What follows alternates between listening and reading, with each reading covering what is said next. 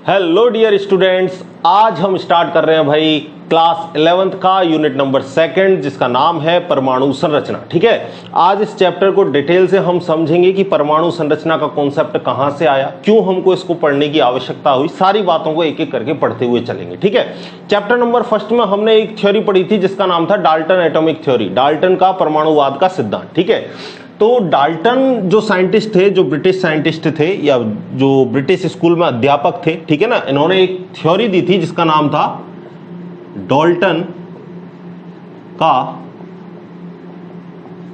परमाणुवाद का सिद्धांत। ठीक है, डाल्टन्स एटॉमिक थ्योरी। ठीक है, इसके बारे में हम डिटेल से पढ़ चुके हैं।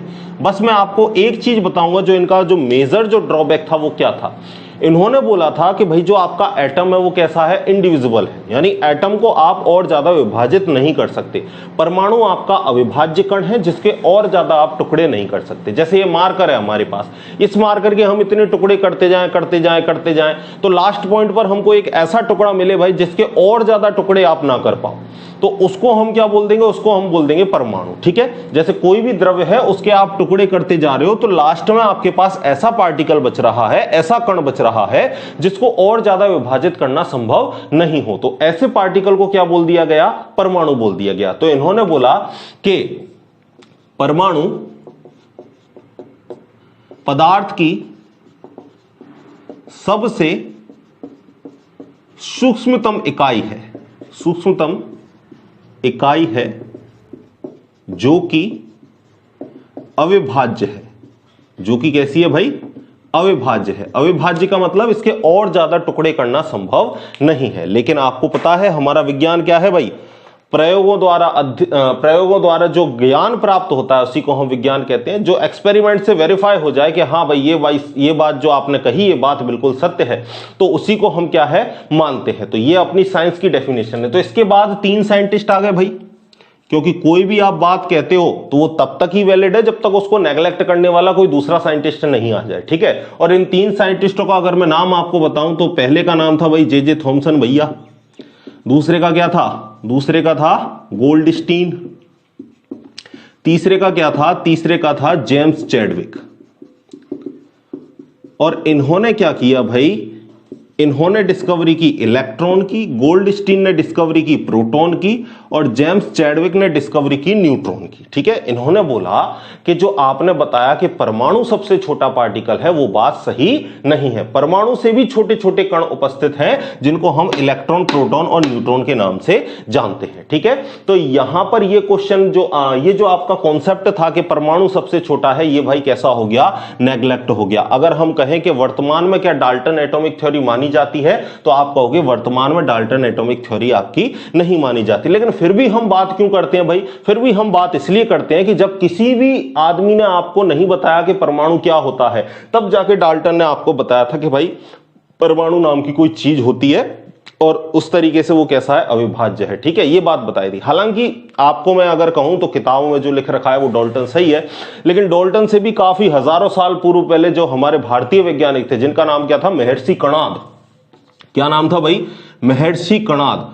और महर्षि कणाद ने डाल्टन से हजारों साल पूर्व पहले, जब बुद्ध हुए थे ना, तो बुद्ध से भी 800 साल पहले, 800 साल पहले ये बात बता दी थी कि भाई जो द्रव्य है, जो पदार्थ है, उसका सबसे छोटा कण क्या है, परमाणु है। यानी परमाणु से मिलकर ही ये पूरा जो पृथ्वी है, पूरा ब्रह्मांड जो पूरा है वो किससे बना हुआ है, आपका परमाणु से बना हुआ है। छोटे से छोटा पार्टिकल वो मिलकर इस पूरे जगत का निर्माण कर रहे हैं। ये बात आपको किसने बताई थी, महर्षि कणाद नामक वैज्ञानिक ने बताई थी। ठीक है, लेकिन हम बात करते हैं जॉन डाल्टन की, क्योंकि जॉन डाल्टन ने यहां पर जो आपको है इसके बारे में और भी बातें बताई थी, लेकिन वो सारी बातें मैं आपको चैप्टर 1 में पढ़ा चुका हूं। नहीं अगर आपने चैप्टर पढ़ा है तो पहले उसको पढ़ लीजिए, डिस्क्रिप्शन में भी आपको उसकी लिंक मिल जाएगी। अब बात करते हैं हम कि भाई परमाणु का ये कॉन्सेप्ट था तो वो गलत हो गया। इन्होंने बोला कि परमाणु के अंदर भी छोटे छोटे पार्टिकल हैं जिनको हम इलेक्ट्रॉन, प्रोटॉन और न्यूट्रॉन के नाम से जानते हैं। ठीक है भाई, अब ऐसा नहीं है कि परमाणु के अंदर ये 3 पार्टिकल ही हैं। वर्तमान की अगर मैं बात करूं तो भाई आपके 15 पार्टिकल, 15 सब एटॉमिक, 15 से 16 है शायद, 15 से 16 सब एटॉमिक पार्टिकल्स आपके डिस्कवर किए जा चुके हैं। ठीक है, यहां मैं आपको मेन पार्टिकल बताऊंगा कि कौन कौन कौन से मेन पार्टिकल हैं जो आपके एटम के अंदर पाए जाते हैं। ठीक है, तो उन सब के बारे में मैं थोड़ा सा आपको बता देता हूं कि कौन कौन से तो आपके सब एटॉमिक पार्टिकल्स हैं, अवपरमाणविक कण हैं, और उनका नाम क्या है, उनको किसने डिस्कवर्ड किया, और उन पर चार्ज क्या होता है, उन पर आवेश क्या होता है। ठीक है, ये सारी बातें मैं आपको बता देता हूं। ठीक है भाई, तो आप हेडिंग लगा सकते हो। क्या हेडिंग लगाओगे? परमाणु के अवपरमाणविक कण, सब एटॉमिक पार्टिकल। ठीक है, क्या लिखेंगे हम? अवपरमाणविक कण, अवपरमाणविक कण, क्या बोलेंगे इसको? सब एटॉमिक पार्टिकल्स। ठीक है, तो अगर मुख्य बात करूं तो मुख्य तो भाई तीन ही है। कौन कौन से? इलेक्ट्रॉन, प्रोटॉन और न्यूट्रॉन। तो सबसे पहले बात करते हैं हम इलेक्ट्रॉन की। इलेक्ट्रॉन, यहां तो मैं लिख देता हूं आपका कण का नाम, ठीक है ना, और दूसरे वाले पॉइंट पर हम लिख देते हैं, यहां तो हो गया आपका कण, दूसरे वाले पॉइंट पर हम लिख देते हैं आवेश, चार्ज, और तीसरे वाले पॉइंट पर हम लिख देते हैं, क्या लिख देते हैं भाई? इसकी डिस्कवरी किसने की? ठीक है, डिस्कवर्ड बाय, डिस्कवर्ड बाय यानी खोजकर्ता। खोजकर्ता कौन थे? ठीक है, तो सबसे पहले बात करते हैं इलेक्ट्रॉन की। आपको पता है इलेक्ट्रॉन को किससे रिप्रेजेंट कर सकते हो? ई माइनस से। इसको बीटा माइनस से भी आप दिखा सकते हो। ठीक है, और इस पर आवेश आपको पता है कैसा होता है? ऋणावेश, नेगेटिव चार्ज है। और डिस्कवरी इसकी किसने की थी भाई? डिस्कवरी की थी जे थॉमसन ने। किसने की थी? जे थॉमसन ने। ठीक है भाई, दूसरे पार्टिकल की बात करते हैं। दूसरा पार्टिकल हुआ आपका प्रोटॉन, और प्रोटॉन को आप किससे रिप्रेजेंट कर सकते हो? नीचे लिख देता हूं मैं, या तो P से दिखा दो, या P प्लस से दिखा दो, H प्लस से दिखा दो, किसी से भी आप इसको रिप्रेजेंट कर सकते हो। चार्ज इस पर क्या है भाई? पॉजिटिव है। इसकी डिस्कवरी किसने की थी? गोल्डस्टीन नामक वैज्ञानिक ने। गोल्डस्टीन नामक वैज्ञानिक ने इसकी खोज की थी। अगली बात करते हैं भाई, तीसरे नंबर पर है आपका न्यूट्रॉन, और न्यूट्रॉन को किससे रिप्रेजेंट करते हैं? N से। न्यूट्रॉन कैसा होता है? न्यूट्रल, उदासीन होता है, यानी चार्ज इस पर कैसा होगा? जीरो। और इसकी जो खोज की थी वो किसने की थी? जेम्स चैडविक ने। ठीक है, जेम्स चैडविक ने इसकी खोज की थी। अगली बात करते हैं, चौथे नंबर पर आता है आपका पोजिट्रॉन। चौथे नंबर पर आपका पोजिट्रॉन, और पोजिट्रॉन को रिप्रेजेंट करते हैं हम, इसको एंटी इलेक्ट्रॉन भी बोलते हैं। इसको क्या बोलते हैं? Anti electron. अगर मैं बोलूं प्रदर्शित कैसे करेंगे, तो E प्लस से रिप्रेजेंट कर दो इसको, या बीटा प्लस से रिप्रेजेंट कर दो। ठीक है, एंटी इलेक्ट्रॉन है, यानी इलेक्ट्रॉन का एंटी, तो इलेक्ट्रॉन पर अगर नेगेटिव चार्ज है तो यहां पर इस पर पोजिट्रॉन पर कैसा चार्ज होगा? पॉजिटिव चार्ज होगा। इसकी डिस्कवरी की बात करूं तो इसकी डिस्कवरी किसने की थी? CD Anderson. किसने डिस्कवरी की? CD Anderson. अगले पार्टिकल की बात करते हैं, नंबर 5 की।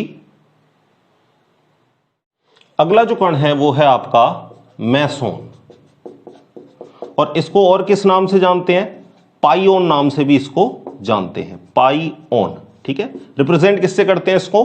पाई से। अब ये वैसे तीन पार्टिकल होते हैं, ठीक है, पाई जीरो, पाई पॉजिटिव, पाई नेगेटिव। ठीक है, बोलते क्या है? पाइओन, यानी आवेश इस पर तीन हो सकते हैं। ये ऋणावेशित हो सकता है, धनावेशित हो सकता है, या शून्य हो सकता है, उदासीन हो सकता है। अच्छा, इसकी खोज के बारे में आपको बात याद रखनी है। ठीक है भाई, अगर इसकी मैं एक्चुअल खोज बताऊं तो इसकी जो एक्चुअल खोज थी वो किसने की थी भाई? सी पॉवेल ने।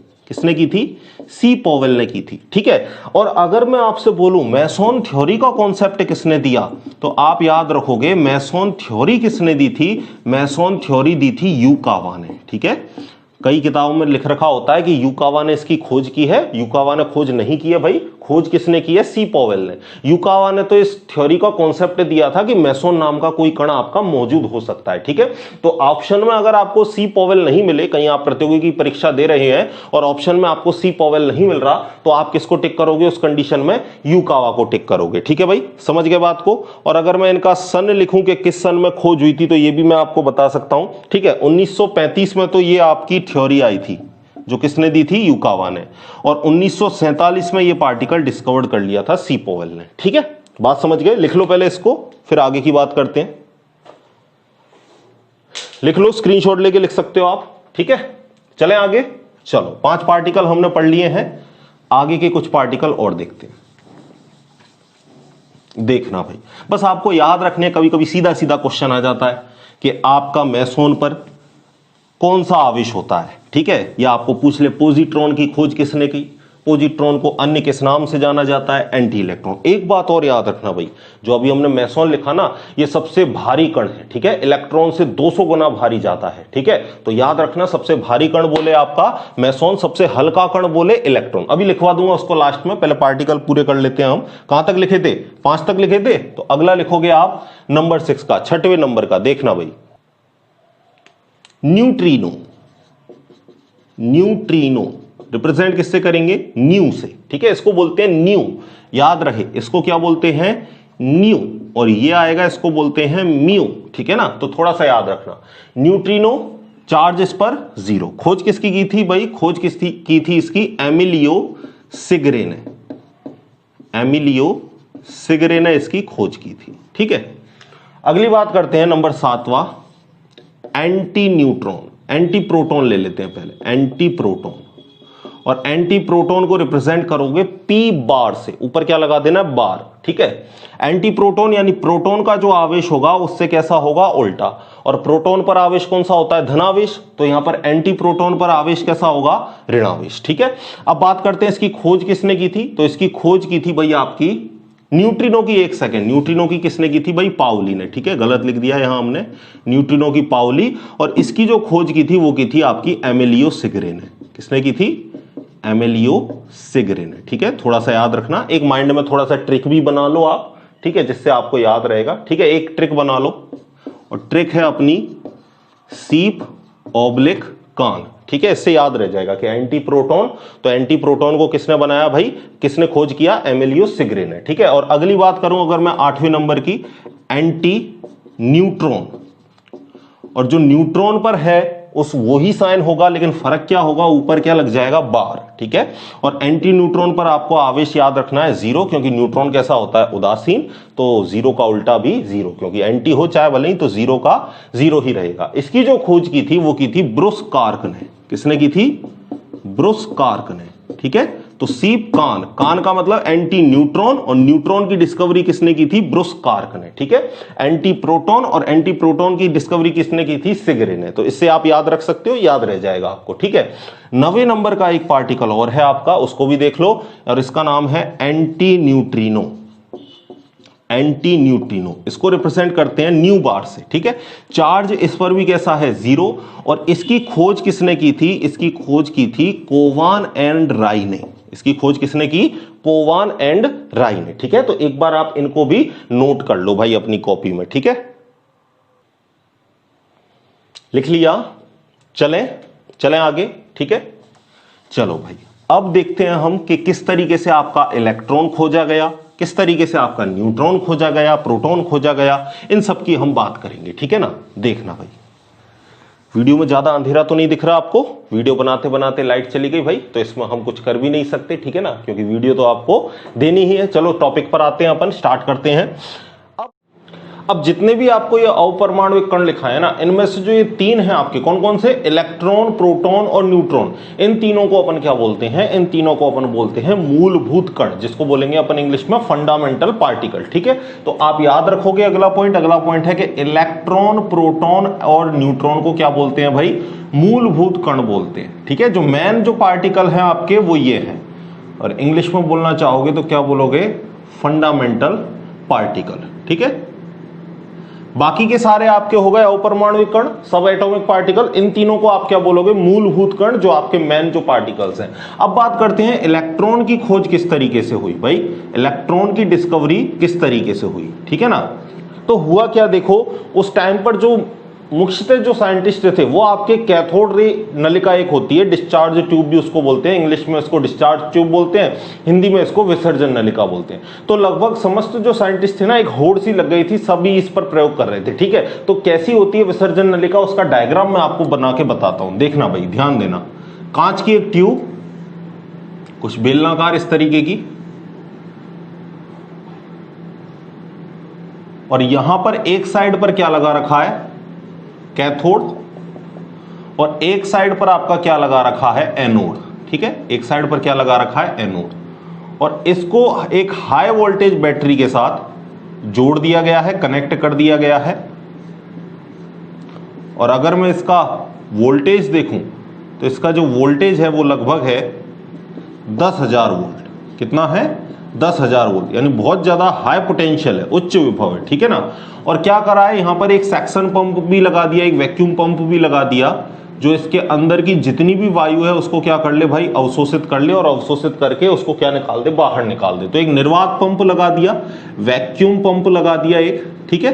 क्यों लगाया? क्योंकि अंदर हमको कैसा, निर्वात जैसा मीडियम बनाना है। तो यहां पर एक तरीके से आपको वैक्यूम पंप लगाया, तो इसने क्या किया, अंदर की जितनी भी वायु थी, जितना प्रेशर था उसको बाहर निकाला, और अब इसके अंदर जो है बहुत ही कम प्रेशर रहा है। कितना रहा है? 10⁻³ mmHg, मिलीमीटर ऑफ मरकरी, बहुत कम प्रेशर है भाई, ठीक है ना। हम कह सकते हैं कि समकक्ष है, निर्वात के समकक्ष है, ठीक है, क्योंकि निर्वात पर तो बिल्कुल कैसा होता है, जीरो होता है भाई, जीरो होगा। लेकिन यहां पर mmHg जो कि बहुत कम यूनिट है भाई, अगर आपको मैं बताऊं तो एक एटीएम के अंदर कितने होते हैं, 760 मिलीमीटर ऑफ मरकरी यूनिट होती है। तो आपको पता है 10⁻³ mmHg बहुत कम है, ठीक है ना, कह सकते हो भाई, ठीक है। तो हुआ क्या, ये negative terminal, positive terminal, negative को यहां क्या कहा है, कैथोड, ये हो गया आपका नेगेटिव टर्मिनल, और ये हो गया आपका एनोड, ये हो गया आपका पॉजिटिव टर्मिनल। तो जब यहां पर इतने हाई वोल्टेज का जब करंट सप्लाई किया, तो क्या देखा गया कि कैथोड से कुछ अदृश्य किरणें निकली हैं, किसकी तरफ, एनोड की ओर। और इन अदृश्य किरणों को हमने देखा कैसे भाई, कि इसके साइड में हमने क्या लगा दिया था, एक स्फुरदीप्त पदार्थ लगा दिया था। क्या लगा दिया था? स्फुरदीप्त पदार्थ लगा दिया था, जिसको अगर मैं नाम दूं तो पदार्थ कौन सा था आपका, जिंक सल्फाइड था, ZnS था, ठीक है ना। तो जैसे ही क्या करेगा, पहले तो समझो स्फुरदीप्त क्या है, ठीक है, कि खुद तो अकेले नहीं चमकते, लेकिन जब इनसे कोई कण टकराएगा तो ये क्या उत्पन्न करेंगे, चमक उत्पन्न करेंगे। तो वही काम यहां पर कौन कर रहा है, ZnS कर रहा है, कि जैसे ही कैथोड किरणें आई और इससे टकराया, तो टकराकर इन्होंने कैसी एक हरी चमक उत्पन्न की, जिससे हमें पता चला भाई कि यहां से कोई पार्टिकल, कोई वेव आ रही है, कोई किरण आ रही है जो यहां पर टकरा रही है। अच्छा, टकराने के लिए कैसे किया भाई, इसमें थोड़े थोड़े से क्या कर दिए, होल कर दिए कुछ इस तरीके से, है ना। तो यहां से ये कण जाती है, किरणें जाती हैं, और जाकर ये कहां से टकराती भाई, इस कैथोड रेस की जो एंड की जो सिरा है उससे टकराती है, और वहां पर चमक उत्पन्न होती, जिससे हमें पता चल जाता कि कोई किरणें यहां पर टकराई हैं, ठीक है। आगे की बात करता हूं। अब क्या इससे, इस एक्सपेरिमेंट को अगर हम कहें तो सबसे पहले आपने देखा कि इस किरणों को नाम हमने क्या दिया, कैथोड किरण। तो ये क्वेश्चन आता है पहले तो कि कैथोड किरण की खोज किसने की, ठीक है ना। तो देखो, किताबों में भी कई जगह पर कंफ्यूजन है, और वैसे भी आप नेट पर सर्च करोगे तो भी कई जगह पर कंफ्यूजन है। तो कंफ्यूजन जब होता है तब हम डेटा की मदद लेते हैं। दो नाम निकल के आते हैं भाई कैथोड किरण की खोज के लिए। याद रहे, मैं इलेक्ट्रॉन की खोज की बात नहीं कर रहा, मैं किसकी बात कर रहा हूं, कैथोड किरण खोज के लिए कितने नाम निकल के आते हैं, दो। पहला तो आता है जूलियस प्लकर, ठीक है, और दूसरा आता है विलियम क्रुक्स, ठीक है। दूसरा कौन सा आता है, विलियम क्रुक्स। अब आप डेटा उठा के देखोगे तो आपको दो नाम मिलेंगे, कहीं पर भी आप सर्च करोगे तो पहला मिलेगा जूलियस प्लकर और दूसरा मिलेगा आपका विलियम क्रुक्स। तो अब ये कंफ्यूजन माइंड में आता है कि भाई सर्वप्रथम खोज किसने की, जूलियस प्लकर ने की या हमारे विलियम क्रुक्स ने की। तो हम डेटा की सहायता लेते हैं। अगर हम डेटा को देखें तो इस पर आता है कि भाई 1858 में जूलियस प्लकर ने की थी, और अगर क्रुक्स की बात करें तो क्रुक्स का डेटा आपको मिलता है 1878 में विलियम क्रुक्स ने कैथोड किरण की खोज की। तो कहने का मतलब अगर सर्वप्रथम बात आए तो सीधा सीधा पता चल रहा है कि सर्वप्रथम जो खोज की थी वो किसने की थी, जूलियस प्लकर ने की थी। हाँ, आपको किताबों में कई जगह विलियम क्रुक्स मिल जाएगा, लेकिन मैं आपको बिल्कुल एक्यूरेट डेटा दे रहा हूं कि अगर सर्वप्रथम बात आए और ऑप्शन में आपको जूलियस प्लकर मिल जाए तो पहले आप किसको टिक करोगे, जूलियस प्लकर को करोगे। अगर जूलियस प्लकर नहीं मिल रहा तो सीधी सीधी बात है किसको टिक करना है, विलियम क्रुक्स को टिक करना है, ठीक है भाई। क्योंकि उस टाइम पर क्या था ना, लगभग समस्त जितने भी बड़े बड़े साइंटिस्ट थे सारे इस डिस्चार्ज ट्यूब पर, इस विसर्जन नलिका पर प्रयोग कर रहे थे। होता है ना भाई, एक ट्रेंड चलता है, जैसे अभी कुछ दिनों पहले ट्रेंड चला था रसोड़े में कौन था, तो जिसको देखो वो रसोड़े में ही कहानी गा रहा था, जो देखो वही वीडियो रसोड़े की बना रहा था, समझ रहे हो। तो उसी तरीके से उस टाइम पर क्या चल रहा था भाई, डिस्चार्ज ट्यूब का प्रयोग का जो चलन वो चल रहा था। तो सभी साइंटिस्ट इस पर आपके क्या कर रहे थे, प्रयोग कर रहे थे, ठीक है ना। तो अगर आपको पता चले कि सर्वप्रथम की बात करें और ऑप्शन में जूलियस प्लकर मिल जाए तो इसको टिक करोगे, नहीं मिलता देन आपको विलियम क्रुक्स को टिक करना है, ठीक है। अब बात करते हैं आगे इस पर क्या है, ये कैथोड रे की डिस्कवरी हो गई। अब इस पर जो आगे जो आपका अध्ययन है वो अध्ययन किसने किया था भाई, जे थॉमसन ने। किसने किया था, जे थॉमसन ने, ठीक है। तो इस कैथोड किरणों पर आगे बहुत सारा जो एक्सपेरिमेंट है, बहुत सारा जो अध्ययन है वो किसने किया था? जे थॉमसन ने। इस वजह से हम इलेक्ट्रॉन की खोज का श्रेय किसको देते हैं? जे थॉमसन को देते हैं। अब क्या क्या इन्होंने और प्रयोग किए थे इसके ऊपर, या इनके साथियों ने क्या क्या इसमें और एक्सपेरिमेंट किए थे? देखो, पहली बात तो इन्होंने क्या कही भाई कि कैथोड किरणें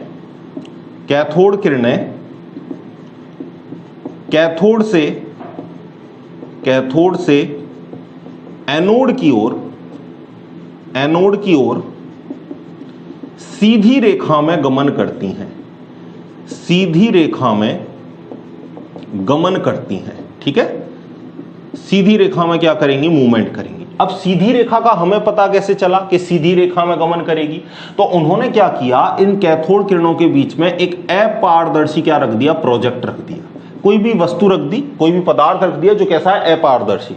फिर उन्होंने क्या देखा? कैथोड किरण अप्लाई की, तो उन्होंने देखा कि साइड में बिल्कुल उसकी एग्जैक्ट क्या बन रही है? उसके जस्ट पीछे इसकी छाया बन रही है। क्या बन रही है भाई? इसकी छाया बन रही है।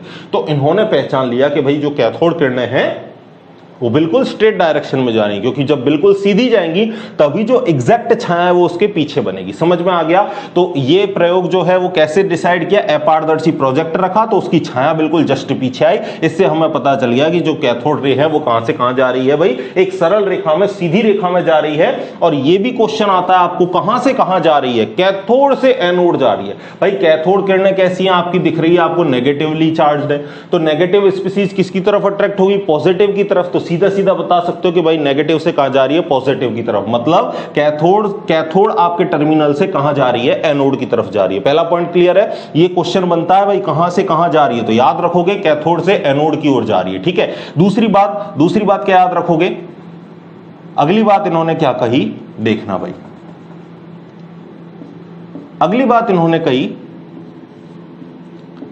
कि कैथोड किरणें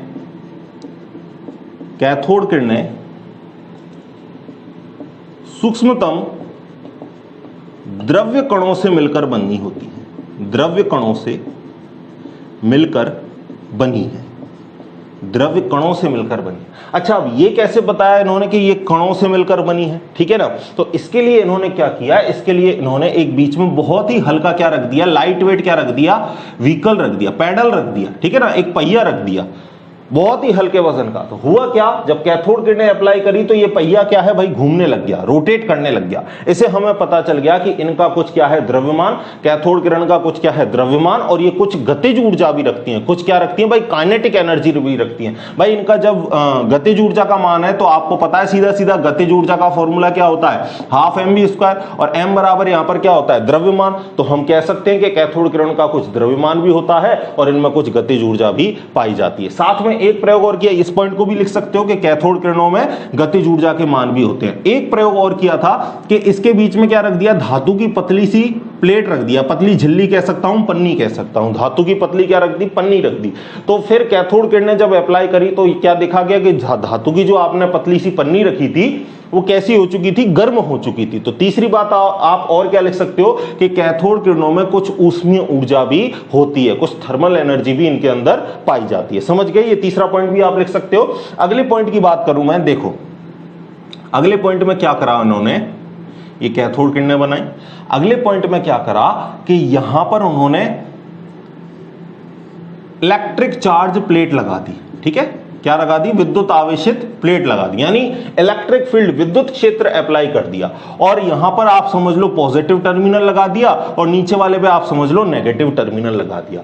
तो फिर कैथोड किरणें अप्लाई की तो क्या देखा भाई कि कैथोड किरणें कहां गमन कर गई भाई? पॉजिटिव इलेक्ट्रोड की तरफ इन्होंने क्या कर लिया? अपना मूवमेंट कर लिया। इससे हमें पता चल गया कि कैथोड किरणें कैसी होती हैं? ऋणावेशित। तभी तो भाई ये धनावेशित प्लेट की ओर गई। तो अगला पॉइंट आप ऐसे भी लिख सकते हो, तीसरा आप लिख लेना, मैंने बोल दिया आपको। अगला पॉइंट आप क्या लिख सकते हो? आप ये कह सकते हो कि कैथोड किरणें विद्युत क्षेत्र के प्रभाव में, विद्युत क्षेत्र के प्रभाव में कहां से कहां गमन करती है भाई? पॉजिटिव इलेक्ट्रोड की तरफ घूम जाती है। तो आप कह सकते हो पॉजिटिव प्लेट की ओर मुड़ जाती है। अतः कैथोड किरणें ऋणावेशित कणों से मिलकर बनी है जिन्हें इलेक्ट्रॉन कहा गया। जिन्हें क्या कहा गया भाई? इलेक्ट्रॉन कहा गया। समझ गए आप बात को? जितने भी आपके मेन जो प्रॉपर्टीज थी वो मैंने आपको सारी कैथोड किरण के गुणधर्म बता दिए, और मैं बताता हूं आपको, ठीक है। अब यहां पर दो कंफ्यूजन और आते हैं। आपको पूछता है कि इलेक्ट्रॉन का नाम किसने दिया, तो ज्यादातर बच्चे क्या कर देते हैं, जे थॉमसन को बता देते हैं कि जे थॉमसन ने इनको इलेक्ट्रॉन नाम दिया, जो कि आपका गलत है, ठीक है भाई। इलेक्ट्रॉन जो नामकरण है वो किसने दिया था? इलेक्ट्रॉन का जो नाम है, जो नामकरण है वो किसने दिया था भाई? स्टोनी नामक वैज्ञानिक ने दिया था। किसने दिया था? स्टोनी नामक वैज्ञानिक ने। तो आपको बोले कि इलेक्ट्रॉन नाम किसने दिया, तो आप कहोगे स्टोनी नाम दिया। तो फिर जे थॉमसन ने क्या दिया? जे थॉमसन ने तो एक्सपेरिमेंट किया था, ये सारा अध्ययन किया था। तो जे थॉमसन ने इनको क्या बोला? जे थॉमसन ने इनको बोला था नेगेट्रॉन। जे थॉमसन ने इन्हें क्या कहा था भाई? इन्हें नेगेट्रॉन कहा था। क्या कहा था?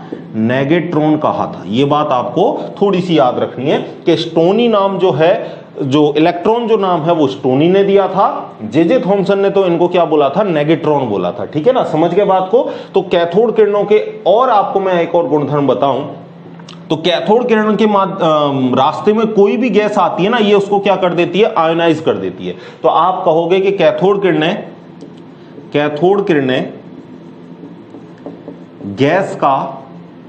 गैस का आयनन कर देती हैं। गैस का आयनन कर देती हैं, ठीक है। ये क्या कर देती है भाई? गैस को आयनाइज कर देती है, ठीक है। दूसरी बात, क्यों आयनाइज कर देती है? क्योंकि भाई बहुत ही ज्यादा क्या है? पोटेंशियल। कोई सी भी गैस डाल दो उसको आयनाइज करने की क्षमता रखती है। चाहे अक्रिय गैस भी डाल दोगे ना तो भी उसको क्या कर देगी? आयनाइज कर देगी। दूसरी बात, एक मेन जो पॉइंट है वो भी आपको पूछा जाता है, ठीक है भाई। तो कैथोड किरणें जो है, कैथोड